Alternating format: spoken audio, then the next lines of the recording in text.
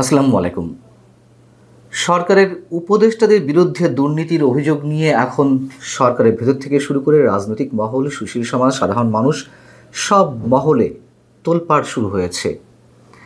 আসলেই উপদেষ্টারা দুর্নীতি করছেন কিনা আমি সে বিষয়ে বলবো একটা উদাহরণ দিয়ে। নিশ্চয়ই আপনারা জানেন যে গত 2 দিন আগে শুক্রবার বিএনপি চেয়ারপারসন বেগম খালেদা জিয়ার একান্ত সচিব ABM আব্দুস সাত্তার তিনি দাবি করলেন যে অন্তর্বর্তী সরকারের অন্তত 8 জন উপদেষ্টার সীমাহীন দুর্নীতির খবর তার নিজের কাছে রয়েছে, গোয়েন্দা সংস্থাগুলোর কাছে রয়েছে, এবং এই উপদেষ্টাদের সঙ্গে যোগাযোগ ছাড়া নাকি গুরুত্বপূর্ণ পদে কোনো নিয়োগ হয় না, বদলি হয় না। তো এটি যখন তিনি মন্তব্য করলেন তখন সব মহলে মোটামুটি নড়াচড়া শুরু হয়ে গেল।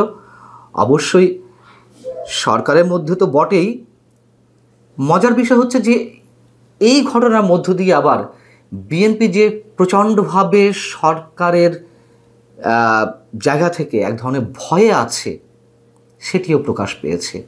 কেন ভয়ে আছে, কী কারণে ভয়ে আছে সে বিষয়ে একটু বলবো, এবং তাদের এই ভীতি নিশ্চয়ই আমরা দেখেছি মাঝে মধ্যেই প্রকাশ পাচ্ছে।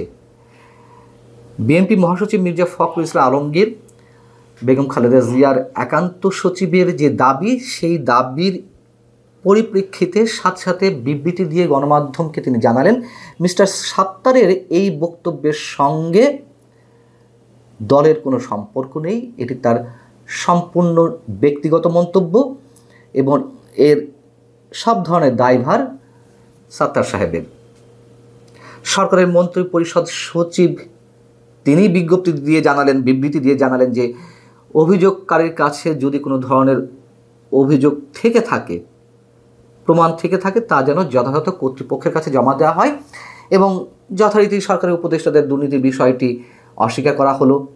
বাংলাদেশ অ্যাডমিনিস্ট্রেটিভ সার্ভিস অ্যাসোসিয়েশন তারাও সাথে সাথে বিবৃতি দিয়ে জানালো যে এ কথা কিন্তু আমরা বলিনি, তাদের অনুষ্ঠান ছিল এটি, এ কথা কিন্তু আমরা বলিনি, এটি মিস্টার সাত্তার সাহেবের নিজের দায়িত্ব।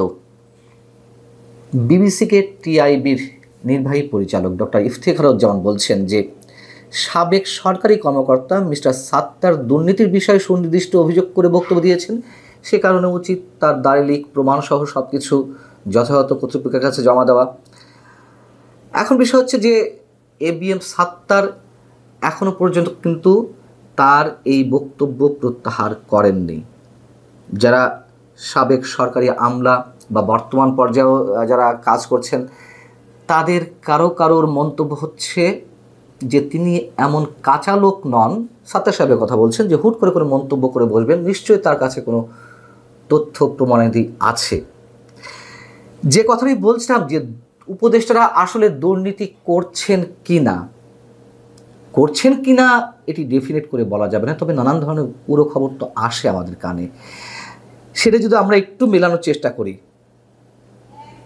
একটা প্রশ্ন করি, গত 25শে আগস্ট অর্থাৎ 2024-এর 8 আগস্ট এই সরকার শপথ নেওয়ার পরে প্রধান উপদেষ্টা ডক্টর মোহাম্মদ ইউনূস জাতির উদ্দেশ্যে ভাষণ দিলেন, দ্বিতীয় দফায় সম্ভবত 25শে আগস্ট।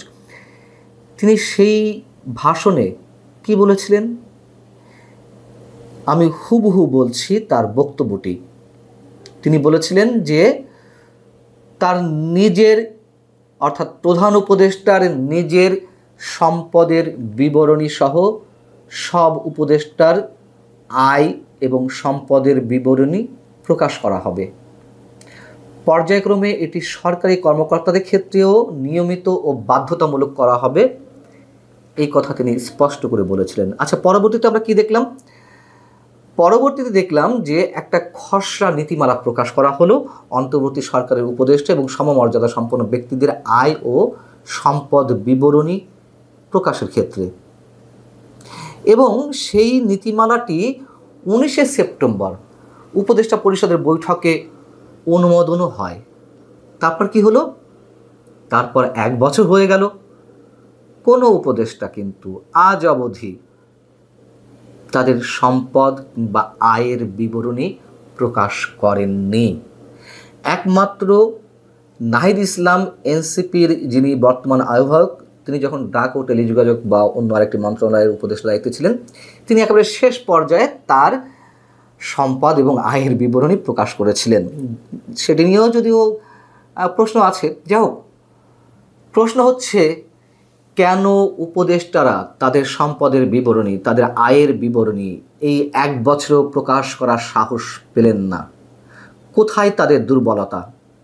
এবং এখান থেকে যদি আমরা প্রশ্ন করি যে বা দাবি করি উপদেষ্টারা দুর্নীতি করছেন এবং সেই দুর্নীতির পরিমাণ সীমাহীন, তাহলে কি অযৌক্তিক কিছু বলা হবে? বলছিলাম যে নানান ধরনের গুঞ্জন, নানান ধরনের খবর, তথ্য আমাদের কানে তো আসেই। বেশ কয়েকজন উপদেষ্টার এপিএস এর দুর্নীতির বিষয়ে যে অভিযোগগুলো এলো সেটি নিয়ে কি করা হয়েছে? একেবারে তো ধামাচাপা পড়ে গেছে।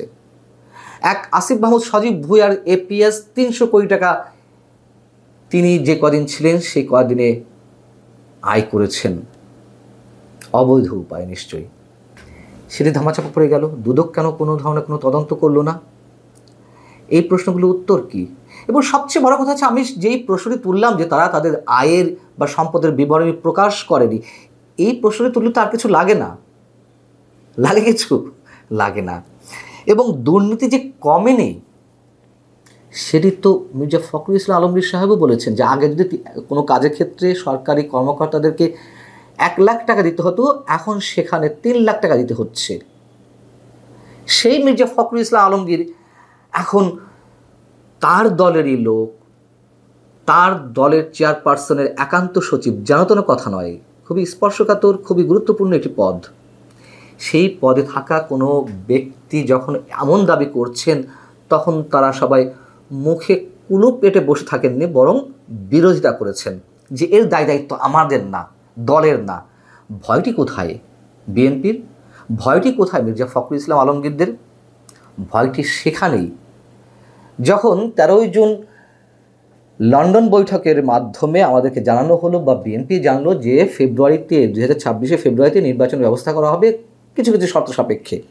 কেন ফেব্রুয়ারিতে নির্বাচন দেওয়া হচ্ছে না? প্রথম দিকে যখন এই ঘোষণা দেওয়া হলো তখন তারা আনন্দে ডুগডুগি বাজাচ্ছিল। সরকারের সব ধরনের কাজের ক্ষেত্রে ব্ল্যাঙ্ক চেক তারা দিচ্ছিল, সরকার খুব ভালো কাজ করছে, সততার সঙ্গে কাজ করছে। যখন দেরি হলো তফসিল ঘোষণা তো নয়, ঘোষণা প্রধান উপদেষ্টার মুখ থেকে, সেটি যখন আসতে দেরি করলো, তখন আবার বিএনপি যুদ্ধংদেহী মনোভাব নিয়ে তাদের বক্তব্য দেওয়া শুরু করলো। সরকার এই করছে, সে করছে, সরকারের প্রতি সন্দেহ বাড়ছে, অবিশ্বাস বাড়ছে, অমুক কাজ খারাপ না, অমুক কাজ খারাপ, তমুক কাজ খারাপ, ইত্যাদি ইত্যাদি অনেক বক্তব্য। যখন প্রধান উপদেষ্টা আবার ফেব্রুয়ারিতে নির্বাচনের বিষয়ে একটা সময়সীমা ঘোষণা করলেন জাতির উদ্দেশ্যে দেওয়া ভাষণে, তখন থেকে আবার ব্ল্যাঙ্ক চেক দেওয়া শুরু হলো। এই কি বিএনপির দুর্বলতা? যে সরকারকে নাড়ালেই, সরকারের বিরুদ্ধে কিছু বললেই সরকার বোধহয় নির্বাচন দেবে না। যেই সরকারের প্রতি এত বেশি সন্দেহ, অবিশ্বাস, সেই সরকারের প্রতি নির্বাচন দেবে এমন আস্থা রাখে কীভাবে বিএনপি? আর বিএনপিও বা তার রাজনৈতিক দূরদর্শিতার পরিচয় কতটুকু দিচ্ছে? নিজেদের উপর আস্থা নেই, বিশ্বাস নেই যে নির্বাচন একটা গণতান্ত্রিক অধিকার, গণমানুষের যেই আকাঙ্ক্ষা, দাবি, সেটি বাস্তবায়নের জন্য বিএনপি একাই যথেষ্ট এই মুহূর্তে। তাদের প্রতি তার এই বিষয়ে আস্থা নেই। সরকারকে চটানো যাবে না। যদি অন্য কিছু হয়, তাহলে কি ভিতরে অন্য কোনো এজেন্ডা আছে, অন্য কোনো হিডেন এগ্রিমেন্ট আছে? আমরা জানি না। বিএনপির এই যে কথাবার্তা, নানান সময় নানান ধরনের রূপ, এগুলো আমাদের কাছে অনেক ধরনের সন্দেহের সৃষ্টি করে। এটিই বাস্তবতা। এবং সরকারের বিভিন্ন পর্যায়ে যে সীমাহীন দুর্নীতি চলছে, কোনো কোনো ক্ষেত্রে আওয়ামী লীগ সরকারের চেয়ে অনেক বেশি দুর্নীতি হচ্ছে, সে কথা তো ট্রান্সপারেন্সি ইন্টারন্যাশনাল বাংলাদেশ, টিআইবি তার প্রতিবেদনে উল্লেখ করেছেন। ডক্টর ইফতেখারুজ্জামান নিজে উল্লেখ করেছেন দুর্নীতি তো হচ্ছে, অস্বীকার করার তো কোনো ওয়ে নাই।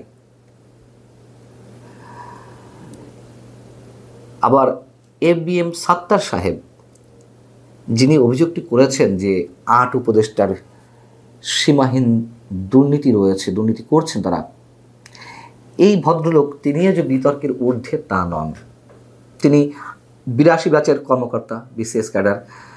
আওয়ামী লীগ সরকারের সময় তিনি যুগ্ম সচিব যখন ছিলেন তখন তাকে অনেকের সাথে তাকে অবসরে পাঠানো হয়েছিল। 5 আগস্টের পট পরিবর্তনের পর তাকে ভূতপূর্ব সচিব পদে পদোন্নতি দেওয়া হয় এবং পদোন্নতি পেয়েই তিনি কী করলেন, অফিসার্স ক্লাবের পূর্ণ নিয়ন্ত্রণ নিয়ে নিলেন ক্যাডার বাহিনীর মতন, আর সবাইকে ঝেঁটিয়ে বিদায় করে দিলেন।